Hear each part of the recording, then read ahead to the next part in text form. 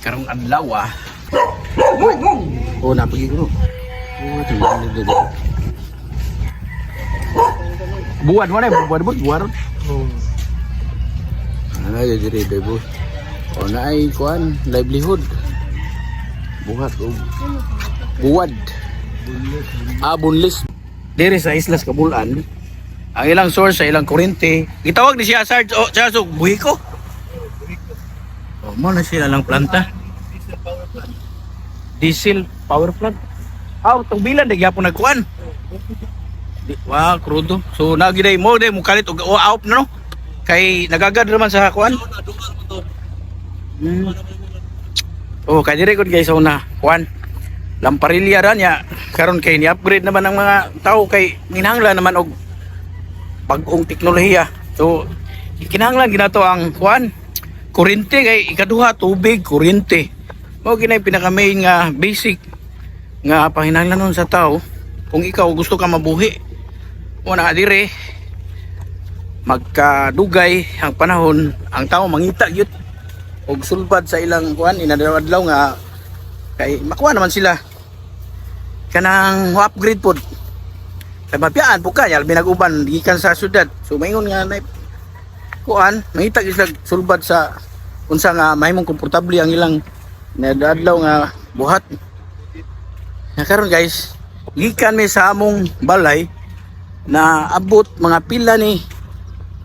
gini ka kilometro Charles dire padong diha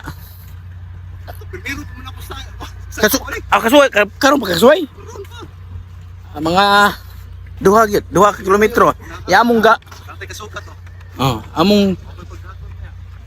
among gamit kariton ya kinahanglan gyud mo daghanon nimo ang imong kuan kanang container kay sublan ng container ya duol na lang tabay straight ani mao sa na ilang kinabuhi niya magtuod gihapon kada buntag so kining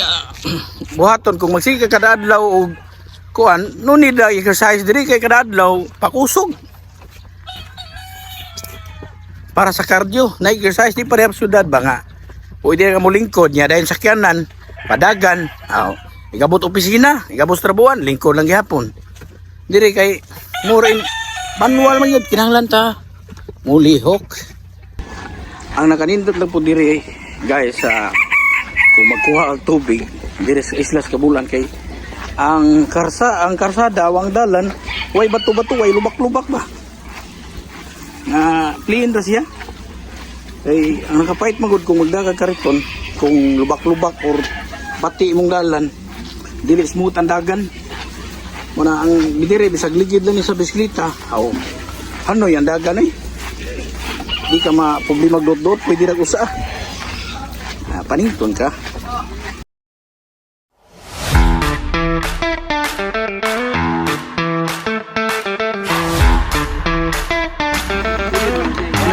bagong negosyo ron mo ni sing ingon guys mao ni ang sulbad og problema mo ni negosyo nga inyong gadayon nga way puhunan ang inyong puhunan pwersa ra gyud pagsulbad og problema sa laing tawo nang kinahanglan og tubig kay kinahanglanon man nila mao na nga importante ka mao kamutan na og sulbad sa problema sa imong isig ka tawo mao ni siya kariton negosyo na ni tubig kinahanglan mo na nga ikaw nang itag negosyo gamita ang imong kusog gamita imong kaalam nga mosulbad og lain problema o nang dili kinahanglan nga